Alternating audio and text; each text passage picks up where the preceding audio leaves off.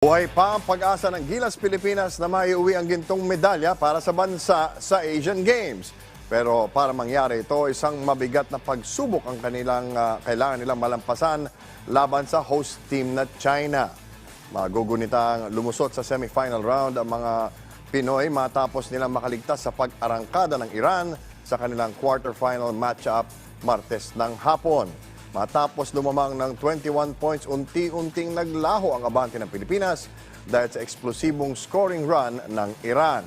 Pero salamat sa clutch basket ni Barangay Ginebra resident import at naturalized player Justin Brownlee, wagi pa rin ang pambansang koponan 84-83. Samantala, pumasok naman ang China sa semis matapos nilang talunin ang South Korea sa score na 84-70. Ngayong alas 8 ng gabi magtutuos ang Gilas at Team Dragon sa isang rematch ng kanilang paghaharap sa nagdaang FIBA Basketball World Cup noong nakarang Setyembre.